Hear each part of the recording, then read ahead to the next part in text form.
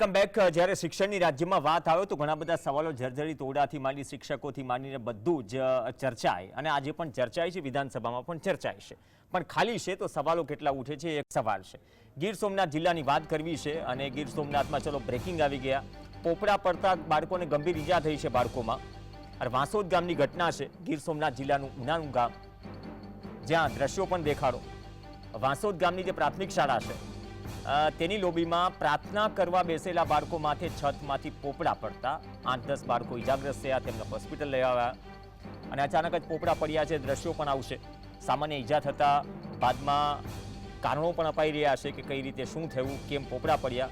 તો આ બે તસવીર છે, આટલા મોટા પોપડા પડ્યા છે। અમે દ્રશ્યો દેખાડી શકતા નથી કે બાળકોને પીઠના ભાગે અને માથામાં ટાંકા લેવાય એટલી ઈજા થઈ છે। હવે જે કારણ અપાય છે કે બાજુમાં ડીજે વાગી રહ્યું હતું એટલા માટે પોપડા પડ્યા, તો ગુજરાતની શાળાઓમાં ડીજેના તાલે પણ પોપડા પડે છે છતના, એ આજે પુરવાર થઈ ગયું।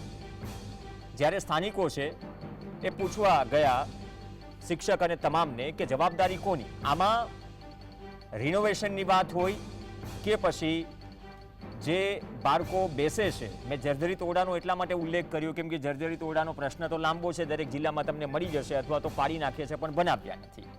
હવે આ પ્રકારની સ્થિતિમાં છત છે તો એ છત નીચે બાળકો બેસે છે, હજુ તો ક્લાસ શરૂ પણ નથી થયો। પ્રાર્થનામાં જો આ રીતે તમારું સ્વાગત પુષ્પની જગ્યાએ છતના પોપડાથી થાય તો પછી આ મુદ્દો ગંભીર છે। અપેક્ષા રાખીએ કે આનું કારણ શોધવામાં આવે અથવા તો જો આ જ પ્રકારની સ્થિતિ છતની હતી છતાંય ગંભીરતા શું ન દાખવવામાં આવી।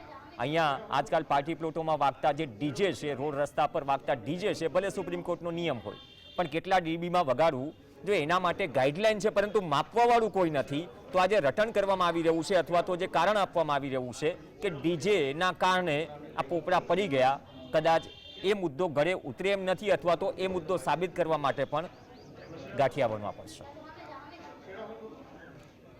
24મી પછી ચાલુ થયું, 3 દિવસ કર્યું, પછી પાછા બંધ કર્યું। કેટલા માણસો આવતા હતા? અમુક વાર 5-6 આવે, અમુક વાર 2-3, જેમનું કામ હોય તે આવતા। આજે આ કેટલો ટાઈમ થયો એને તોડી નાખ્યું? આ ખાસો ટાઈમ છે, ખાસો ટાઈમ થયો ને, તો કે તમારી જવાબદારી આવે છે? હા, હવે 100% આવે છે। તમે તમે પંચાયતમાં કોઈને રજૂઆત કરી? હા, એ તો રૂબરૂ વાત છે। ત્યાં રૂબરૂ ન હાલે સાહેબ, તમારે લેખિતમાં આપ્યું, તમે કીધું કે લેખિતમાં આ તો લેખિતમાં આપી દઈશું, કોઈને કઈ વાંધો નહીં, પણ આપણે એનો જવાબદાર વ્યક્તિ કોણ છે પહેલા એ તમે ઓળખીએ ને। જર્જરિત નહોતું, કઈ જગ્યાએ અમે જોયું તો નાની મોટી આ પ્રથમ જ પોપડું ત્યાં પહેલું જ પોપડું પડેલું છે અને એને તમામ પાછી ફરીથી એનું રિપેરિંગ પણ થવાનું જ હતું। એમ સર, કોન્ટ્રાક્ટર પાસે પહેલા પણ 1 મહિના દિવસ પહેલા કંઈક ચેકિંગ કરવામાં આવ્યું હતું, શું હતું? એ તો એન્જિનિયરે તપાસણી કરાવી હશે। હાલો, બાકી બધા કેસની જેમ તપાસ થતી રહેશે।